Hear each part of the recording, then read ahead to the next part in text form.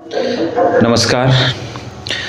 बहुत सारे साथी इन्होंने मुझे मैसेज किया था कि आप बहुत बार छोटे छोटे रोज़गार के बारे में बोलते हैं, बकरी पालन, मुर्गी पालन और अन्य ऐसे खेती जिनके माध्यम से किसान को मुनाफा हो सकता है। तो मैंने सोचा कि तुमको बहुत सारी चीज़ बताई जाए।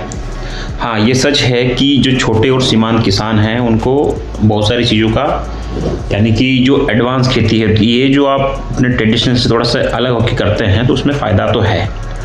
जैसे आप लोग जो शुरुआत से चाहे सोयाबीन हो या गेहूँ ज्वार लगाते आ रहे हो, आपको पता है कि इसका बाज़ार में भाव कितना मिलेगा और कितना इसका प्रोडक्शन होगा।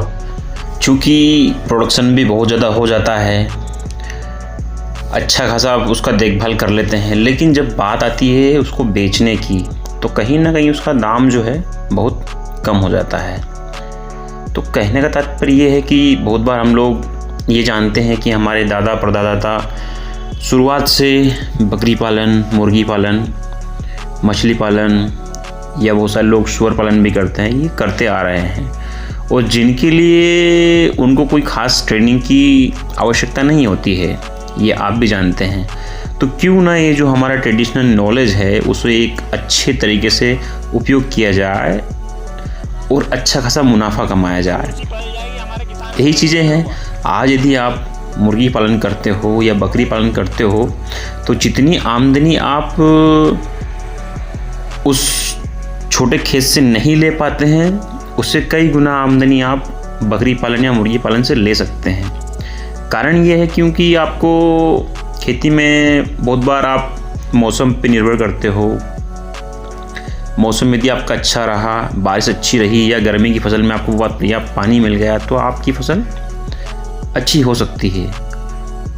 फसल भी अच्छी हो गई और उसकी पैदावार बहुत अच्छी मिल गई आपको, लेकिन जब बात मंडी तक की आती है, जब आप बेचने जाते हो तो कहीं ना कहीं आपको भाव नहीं मिलता है। लेकिन ये अन्य चीज़ करने से ये होगा कि उसका भाव जो है आपकी फसल से कई गुना अच्छा होगा।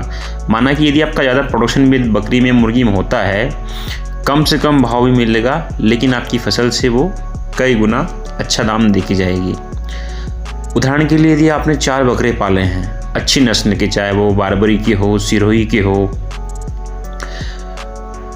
यदि आपने 4 बकरे पाले, यदि अच्छी उनकी हाइट और हेल्थ अच्छी हुई, वजन अच्छा हुआ, तो आपको कहीं ना कहीं वो 25,000 यदि मान लो, कम से कम 20,000 भी मान लो, तो वो आपको यानी कि 1 लाख या 80-90 हज़ार आपको दे सकता है। लेकिन वही आप छोटा किसान जो है, जिसके पास 1 बीघा 2 बीघा ज़मीन या 2.5 से 3 एकड़ ज़मीन है, वो इतनी फसल एक सीज़न में नहीं ले सकता है। लेकिन बकरी पालन से उसको इतना फ़ायदा हो जाएगा कि वो इससे कई गुना ज़्यादा अच्छा दाम ले सकता है।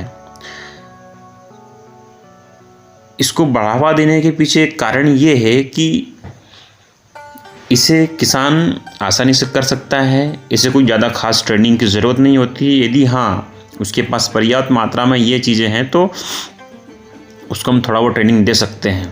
तो इनको हम बहुत सारे सांस्कृतिक कार्यक्रम के माध्यम से, बहुत सारे मीटिंग्स के माध्यम से, बहुत सारे ट्रेनिंग के माध्यम से किसानों को समझाने का प्रयास कर रहे हैं कि आप जो छोटे और सीमांत किसान हैं, आप अपनी पारंपरिक खेती के साथ में आप पशुपालन की ओर बढ़िए, क्योंकि इसमें आमदनी है, इसकी मांग है बाज़ार में। बहुत सारी योजनाएं हैं, चाहे वो LM की हो या लाइवस्टॉक मिशन की योजना हो या अन्य मछली पालन या कुकड़ी योजना हो, बहुत सारी योजना है जिसको सरकार भी बढ़ावा देती है। सरकार बढ़ावा इसलिए भी देती है क्योंकि ये आपकी आमदनी में कुछ एडिशनल काम करेगी और इसका फेलियर का चांसेस नहीं है, यानी कि नुकसान का चांसेस में बहुत कम है।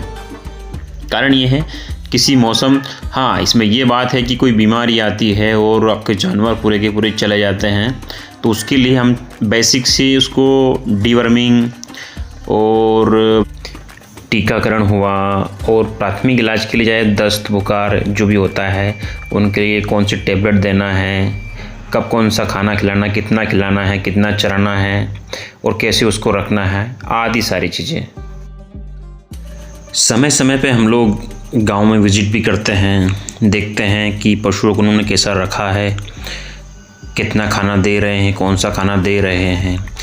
इस बीच यदि उन्हें कोई समस्या आती है तो जिन युवाओं को हमने ट्रेनिंग दे रखी है उनको कॉल किया जाता है, वो गांव में जाते हैं और जो प्राथमिक इलाज है वो करने का काम करते हैं। तो ऐसी चीज़ें जो हैं किसानों को फ़ायदा देती है,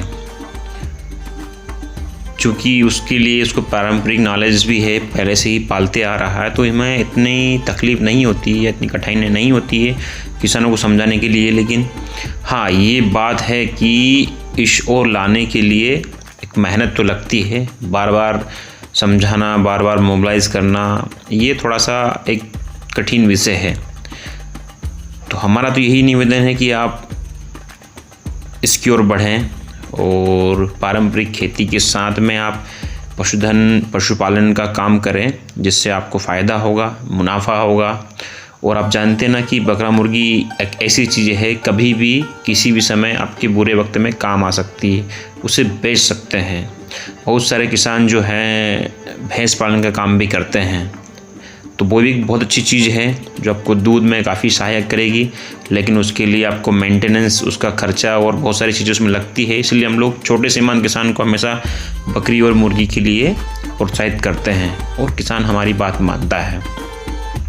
बहुत सारी बातें हैं, आपको यदि ऐसा ही कुछ जानना है और आगे के लिए मैं आपको बहुत अच्छे से बताऊँगा, तब तक आप बने रहें।